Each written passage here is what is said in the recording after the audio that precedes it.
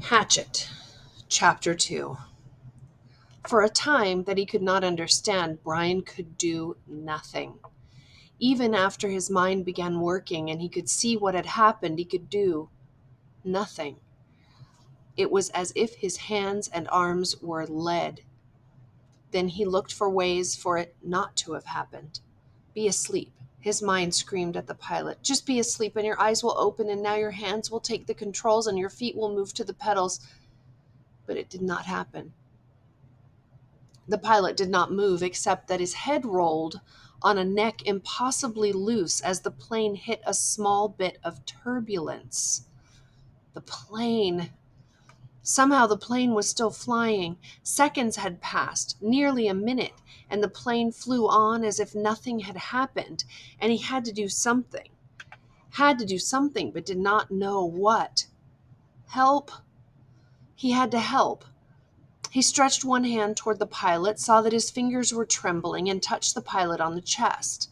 He did not know what to do.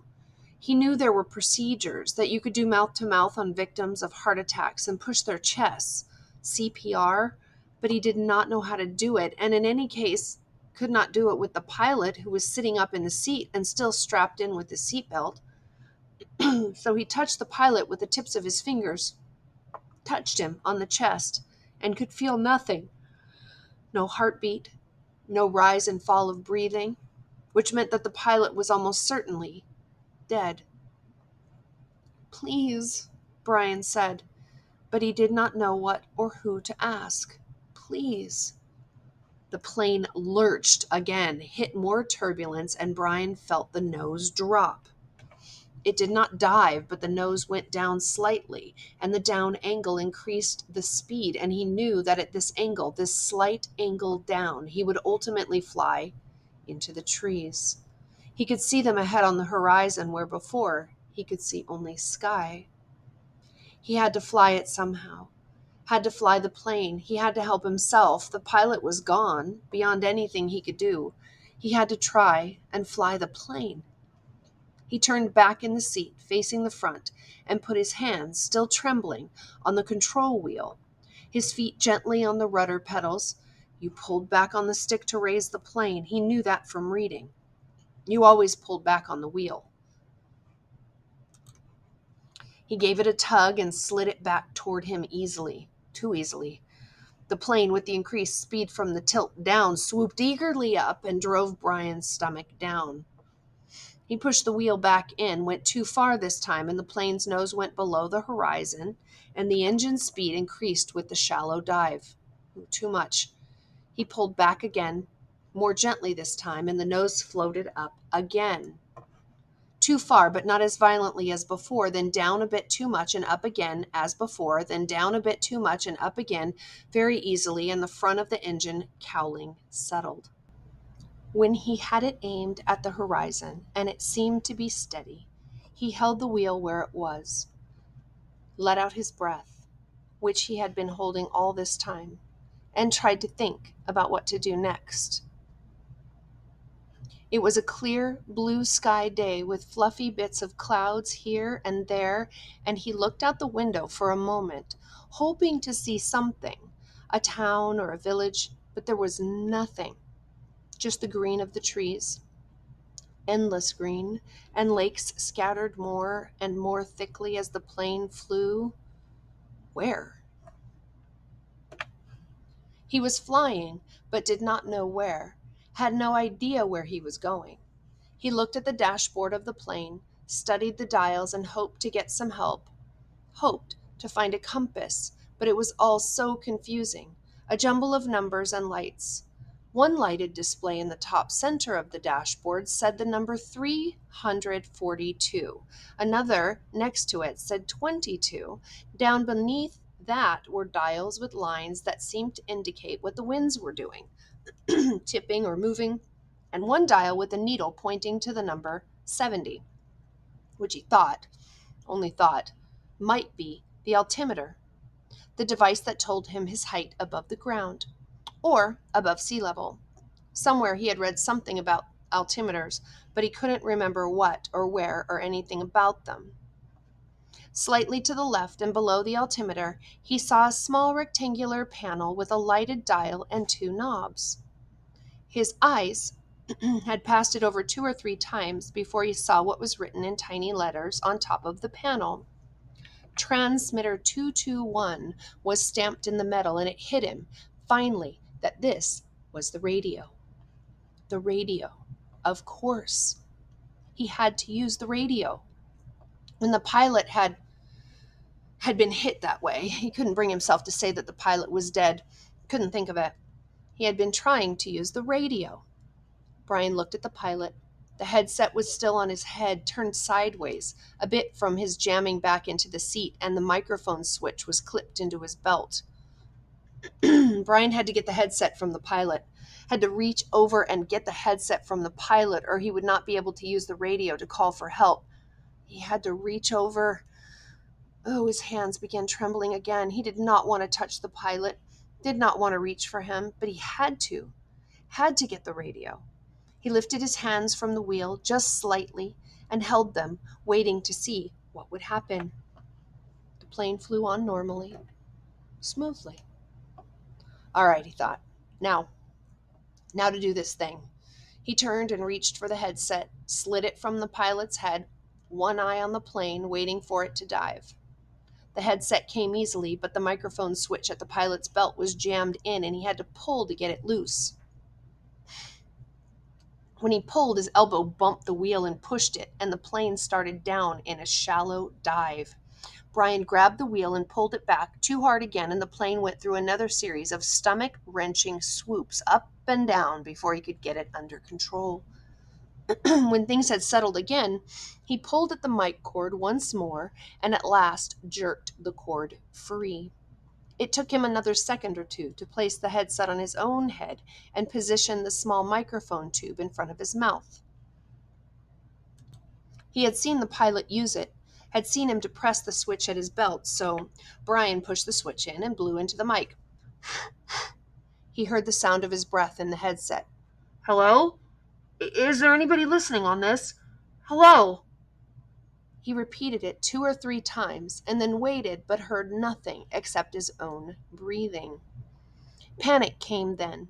He had been afraid, had been stopped with the terror of what was happening, but now panic came, and he began to scream into the microphone, scream over and over, "Help!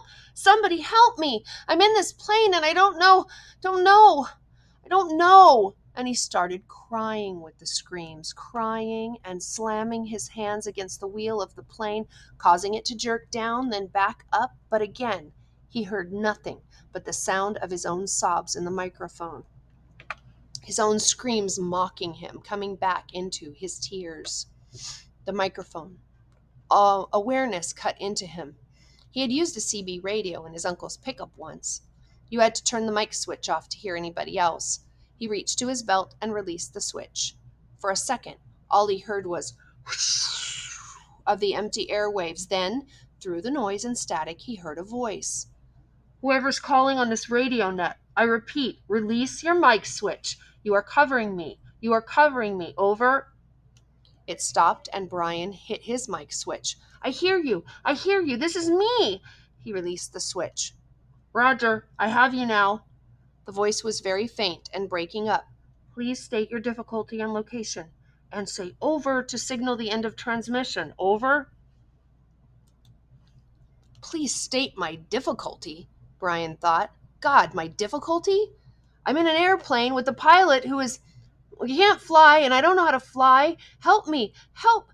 He turned his mic off without ending the transmission properly. There was a moment hesitation before the answer.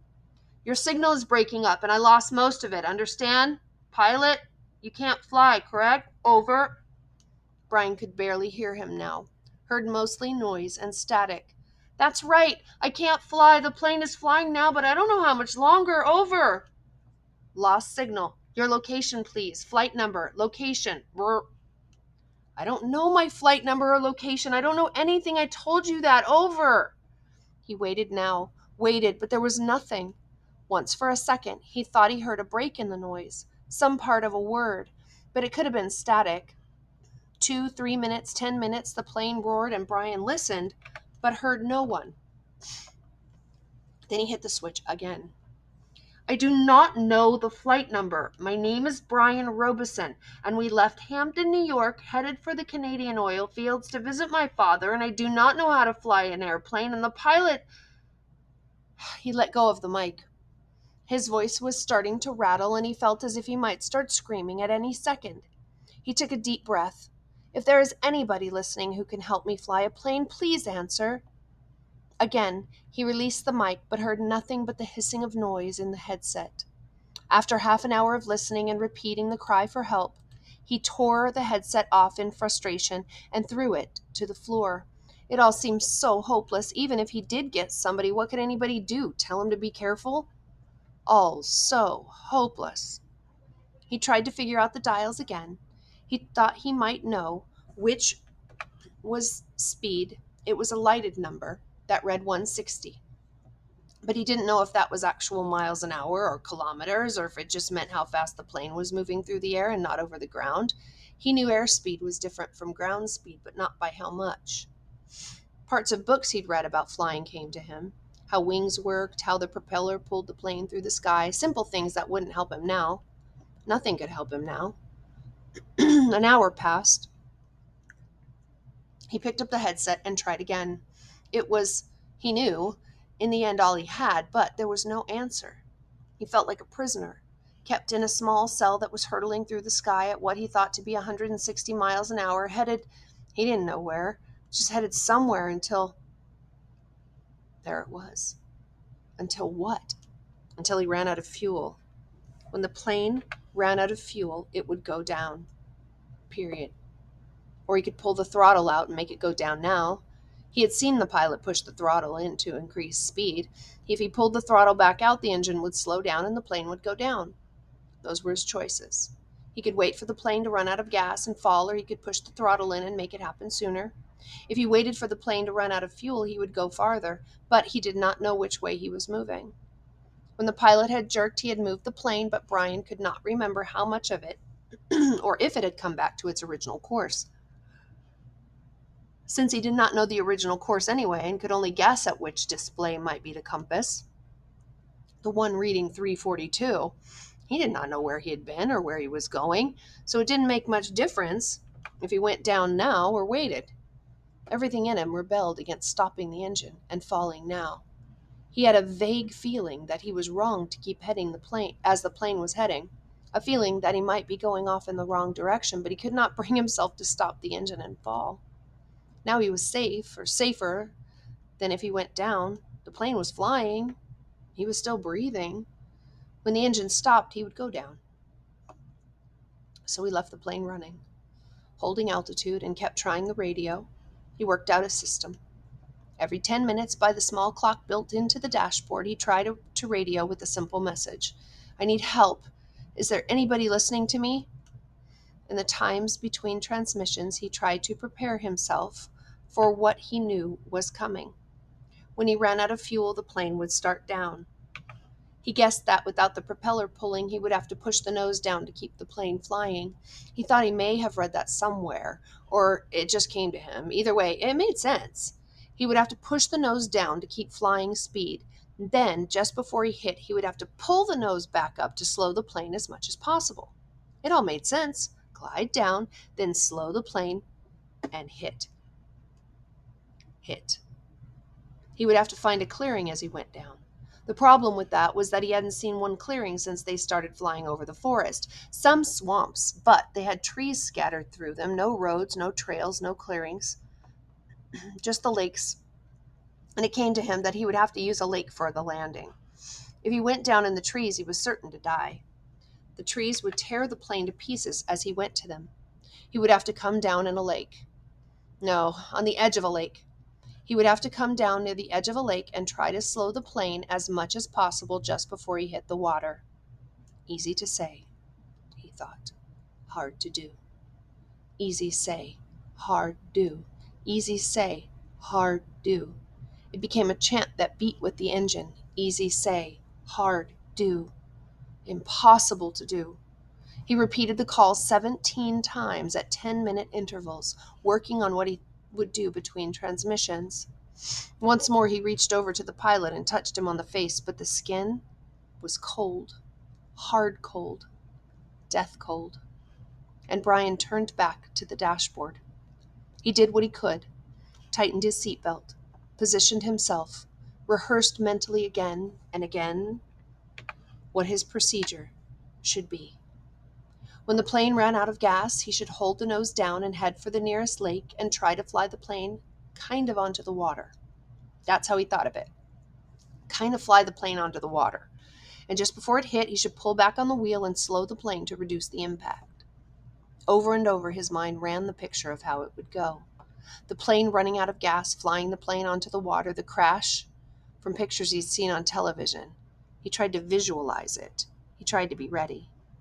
But between the 17th and 18th radio transmissions, without a warning, the engine coughed, roared violently for a second, and died. There was a sudden silence.